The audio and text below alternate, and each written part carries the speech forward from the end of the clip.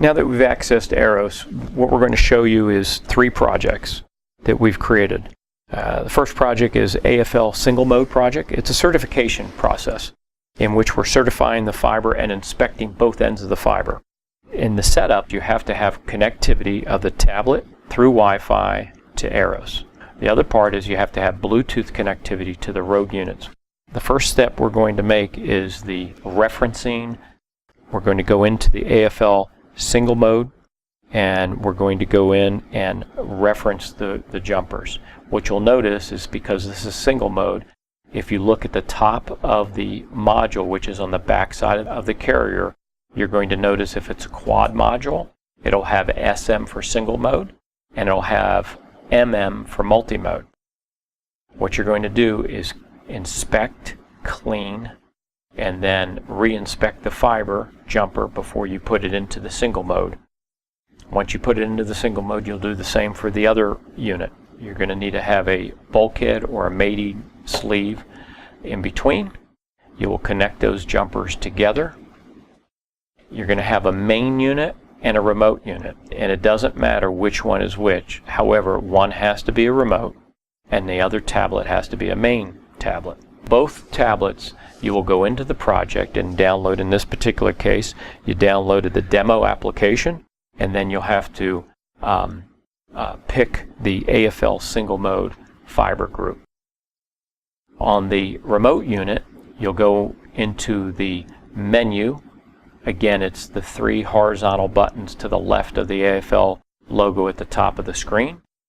Approximately halfway down, you'll see where it says remote mode. You're going to put that unit into remote mode. When you put that unit in remote mode, what you'll need to do is look on the animated screen, and there's a bouncing fiber. Make sure that that bouncing fiber is over the correct port. If it's not over the correct port, then all you have to do is tap above the port that it needs to be over, and it'll automatically make that switch.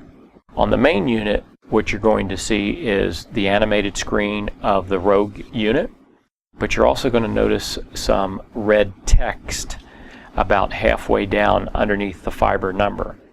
The reason for that is because the units need to be referenced, and one of the visuals that we provide is that of it being in red, and that is the test setup. Once a reference goes through and it's a good reference, it turns it to gray, giving you a visual that you've already done your reference. So how do you reference? What you do is, on the main unit, accessing the menu to the top left of the AFL logo, it's the 3 horizontal lines. You press on that. Approximately halfway down, you'll see referencing. You hit referencing. What you'll notice is it says engine 1, engine 2. As we read left to right. So the first engine and or port, number 1, is going to be on the left-hand side with the Rogue facing you. That means that the port all the way to the right would be engine number 2. So in this particular case, engine 1 on a quad unit, that means a multi-mode, single mode unit, engine 1 is going to be multi-mode, which again is the left-hand port, and single mode will be the right-hand port. In this exercise, we're doing AFL single mode, therefore we're going to access the single mode port, which is SM, and it's at the top right. So after you've cleaned and inspected and plugged in the jumpers, 1 jumper for each Rogue, and then connected through a bulkhead, you'll notice that there's connectivity. Next, it'll go through a series of clicks, which is it's referencing between the 2 units. It's referencing the power. Once it references the power, it will break the connection by showing you graphically that it breaks the fiber, and then you'll be back out to the graphic representation of the Rogue unit on the main unit. On the remote unit, you'll have the graphic representation of a Rogue display and unit, and you got to make sure that in the top left-hand corner that it's a single fiber.